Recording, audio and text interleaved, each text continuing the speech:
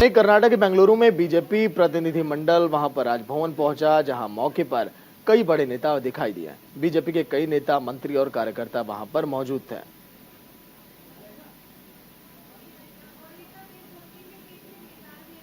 BJP प्रतिनिधि मंडल जो कि राजभवन पहुंचा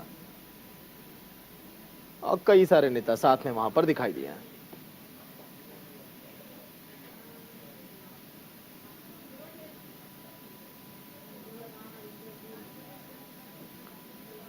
वहीं केंद्रीय संस्कृति, पर्यटन और उत्तर पूर्व क्षेत्र विकास मंत्री और बीजेपी के प्रदेश अध्यक्ष जी किशन रेड्डी को तेलंगाना पुलिस ने हैदराबाद के बाहरी क्षेत्र शमशाबाद के पास आउटर रिंग रोड से कुछ दूरी पर पकड़ लिया।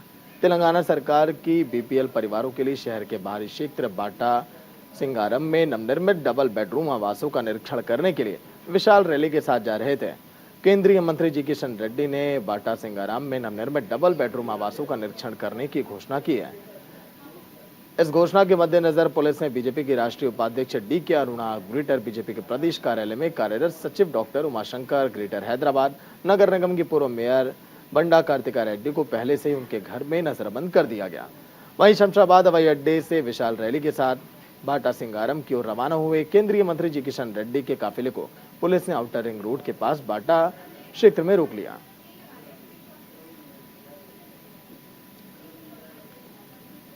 वहीं कर्नाटक विधानसभा का सत्र 21 जुलाई को खत्म होने वाला है। 19 जुलाई को संसद में जमकर हंगामा देखने को मिला। विधानसभा के बाहर भी बीजेपी ने जोरदार हंगामा किया। इस दौरान अचानक बीजेपी विधायक बसनगौड़ा पाटिल बेहोश हो गए। बसनगौड़ा पाटिल को हॉस्पिटल ले जाया गया, जहां उनकी सेहत की जांच अभी की जा रही है। कर्नाटक के मुख्यमंत्री सिद्धरामैया और बीजेपी के वरिष्ठ नेता बी.एस. येदियुरप्पा भी मुलाकात करने अस्पताल पहुंचे। अब उनकी सेहत में फिलहाल सुधार बताया जा रहा है।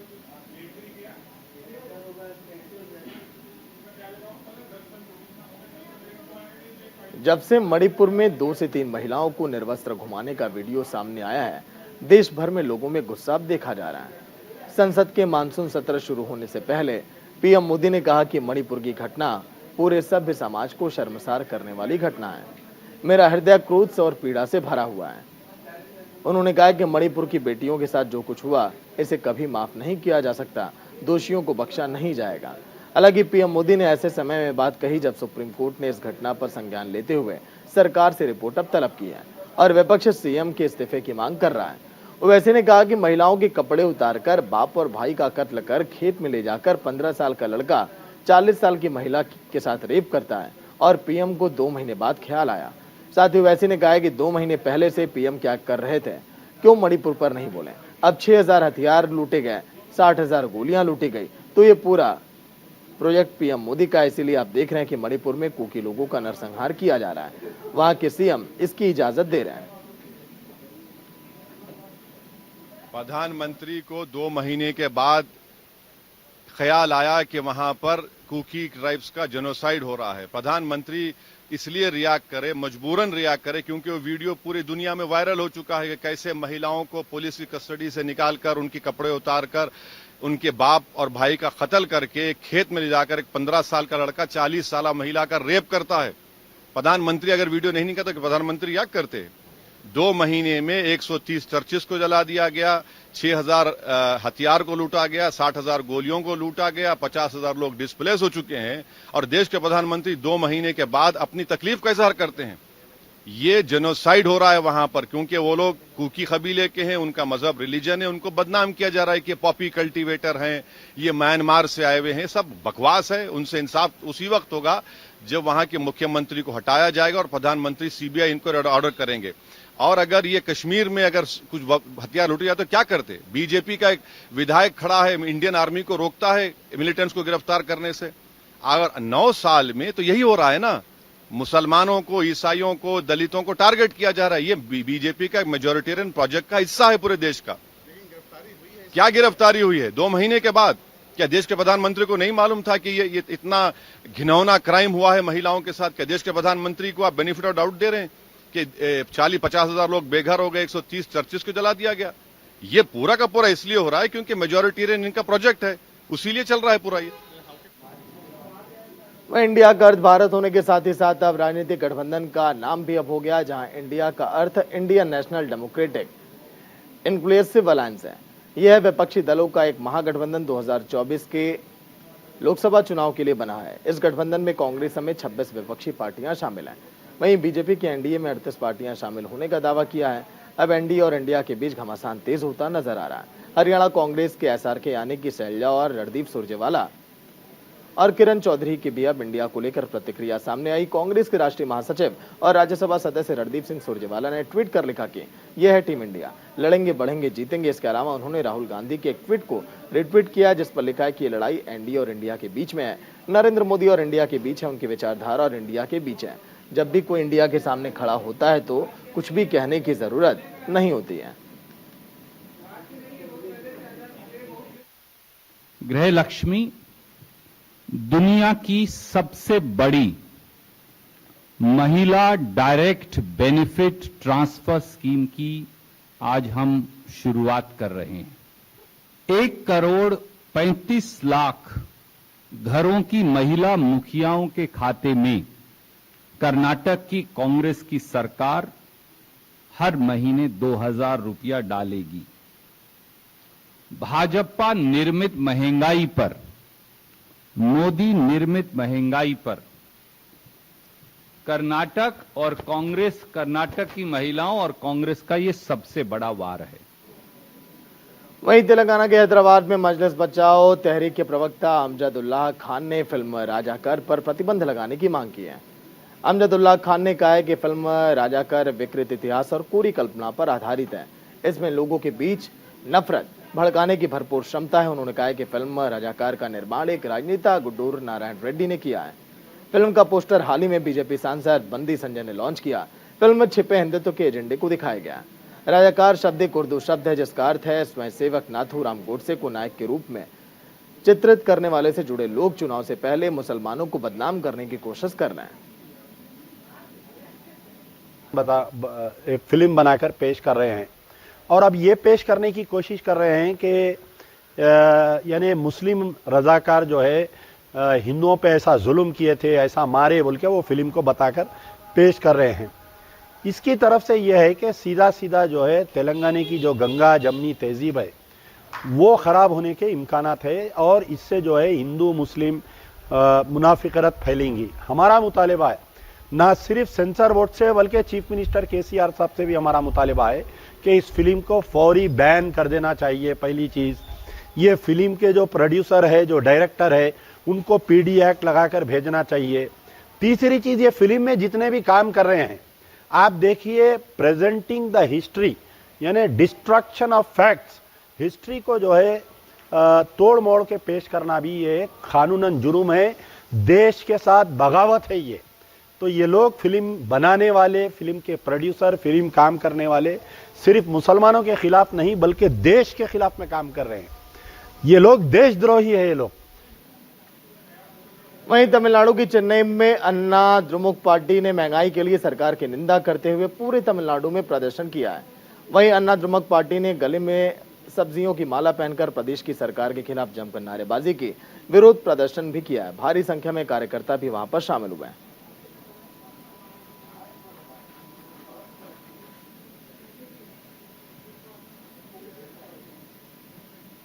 वहीं तमिलनाडु सरकार के एक और मंत्री की अगर बात करें, उनके खिलाफ प्रवर्तन निदेशालय ने कार्रवाई की है।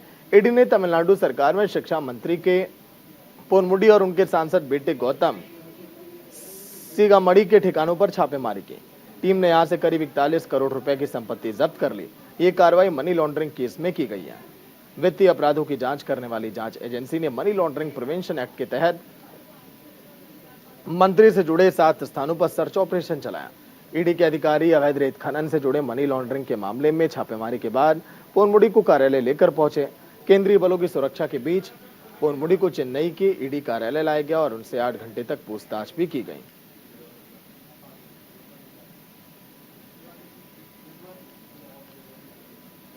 वही बात करेंगे आगे, जहां पर आंध्र प्रदेश के अमरावती में सीएमएस कैश डिपॉजिट एजेंसी के कर्मचारियों ने वहां पर प्रदर्शन किया। वहीं एटीएम सेंटरों से 1 करोड़ से ज्यादा पैसे की लूटपाट को अंजाम दिया है। दरअसल सीएमएस कैश एजेंसी के कर्मचारियों ने एटीएम सेंटर में घुसकर लूट की, लेकिन देखने वाली बात यह है कि लूटपाट के दौरान मौके पर ना तो कोई सुरक्षा गार्ड मौजूद था और पुलिस ने शिकायत के आधार पर बदमाशों पर कार्रवाई शुरू कर दी है।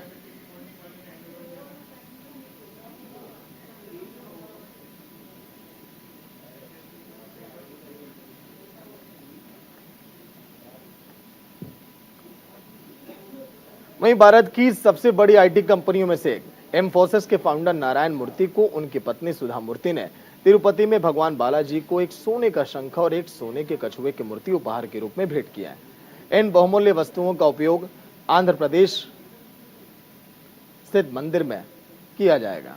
साल 2021 में एमफोसिस फाउंडेशन की अध्यक्ष सुधा मूर्ति ने कोविड राहत पहल के लिए 100 करोड़ रुपए से अधिक देने का वादा किया था।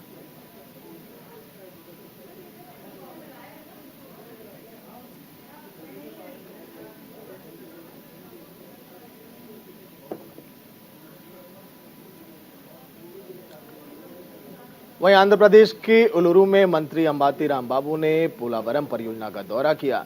चल रहे काम की निरीक्षण भी वहां पर किया गया। मीडिया से उन्होंने कहा कि 2 निचले और ऊपरी काफर बांधों के पूरा होने के बाद ये पहला बाढ़ का मौसम है। उन्होंने बताया कि निचले काफर बांध के पूरा नहीं होने के कारण पिछले साल काम रोक दिया गया था। वर्तमान में मंत्री अंबाती रामबाबू ने पोलावरम परियोजना का दौरा किया और चल रहे काम का निरीक्षण भी किया है। उन्होंने बताया कि निचले काफर बांध के पूरा नहीं होने के कारण पिछले साल काम को रोक दिया गया और परियोजना में 1.2 लाख क्यूसेक की बाढ़ आ रही है। इसके अलावा रामबाबू ने पूर्व मुख्यमंत्री और तत्कालीन मंत्री पर पोलावरम मामले में बड़ा अपराध करने का आरोप लगाया। उन्होंने कहा कि पोलावरम परियोजना में देरी का सामना करना पड़ा और उनकी राय थी कि वर्तमान सरकार परियोजनाओं को सफलतापूर्वक पूरा करने के लिए प्रतिबद्ध है और इसे गंभीरता से ले रही है और कथित तौर पर उनकी सरकार के खिलाफ नकारात्मक प्रचार भी फैला रही है।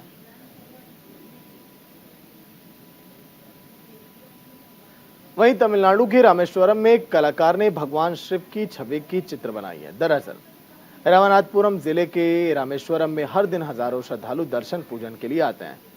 फिलहाल मंदिर में 13 जुलाई से उत्सव चल रहा है और इस उत्सव में कई लोग हिस्सा ले रहे हैं। हजारों श्रद्धालु रामेश्वरम आते हैं और भक्त चित्र की पूजा करते हैं। पिछले साल कलाकार ने हनुमान जी की भी चित्र बनाई थी। वर्तमान में उन्होंने भगवान शिव की छवि बनाकर भक्तों की प्रशंसा हासिल की है और उन्होंने लोगों के दिलों में जगह बना ली है।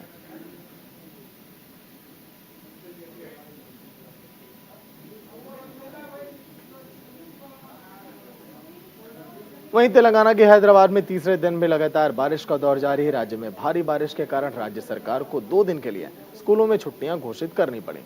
शिक्षा मंत्री सविता इंद्रा रेड्डी ने 2 दिनों के लिए स्कूलों को बंद करने के संबंध में ट्वीट कर जानकारी दी है। शिक्षा मंत्री सविता इंद्रा रेड्डी ने ट्वीट करते हुए लिखा कि राज्य में भारी बारिश को ध्यान में रखते हुए और माननीय सीएम केसीआर गारू के निर्देशों के तहत सरकार ने राज्य के सभी शैक्षणिक संस्थानों में 2 दिनों के लिए छुट्टियां घोषित करने का निर्णय लिया है। भारत मौसम विज्ञान विभाग की वेबसाइट के मुताबिक तेलंगाना के अलीलाबाद, कोमाराम भीम, आसिफाबाद और करीमनगर, पेदापल्ली और जयशंकर, भोलापल्ली जिलों में अलग अलग जगहों पर भारी बारिश होने की संभावना है।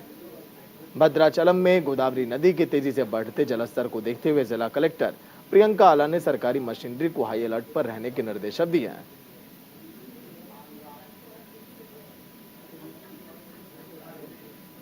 वहीं बात अब आगे करेंगे आंध्र प्रदेश के विजयम में पुलिस ने पूरे इलाके में चेकिंग अभियान चलाया है। चेकिंग अभियान के दौरान आने जाने वाले कई गाड़ियों की तलाशी भी ली गई। इस दौरान पुलिस ने देशी बंदूकें, कारतूस भारी मात्रा में बरामद की हैं। पुलिस ने आनन फानन में एक्शन लेते हुए अवैध हथियार को भी जब्त कर लिया।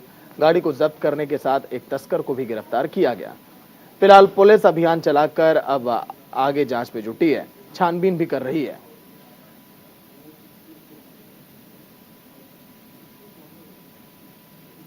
वहीं तेलंगाना के हैदराबाद में पुलिस विभाग ने सिकंदराबाद के घर में डकैती करने वाले 11 चोरों को पुलिस ने गिरफ्तार कर लिया। पुलिस विभाग के अधिकारियों ने अभियान चलाकर बालाजी नगर इलाके में चोरी करने वाले गिरोह को गिरफ्तार किया है। फिलहाल पुलिस ने छापेमारी में 41 लाख रुपए कैश, 2.8 किलोग्राम हीरे, सोने के गहने और 9.8 किलोग्राम चांदी भी बरामद की है। वहीं 18 कलाई की घड़ियां, $10, 120 यूरो, 1001 दिरहम के साथ ही साथ आईफोन 9 स्मार्टफोन, 2 कारें भी शामिल हैं। पुलिस ने नेपाल गिरोह के चोरों को भी गिरफ्तार किया है। साथ ही फरार चल रहे आरोपियों को भी गिरफ्तार करने के लिए लगातार अभियान चलाया जा रहा है।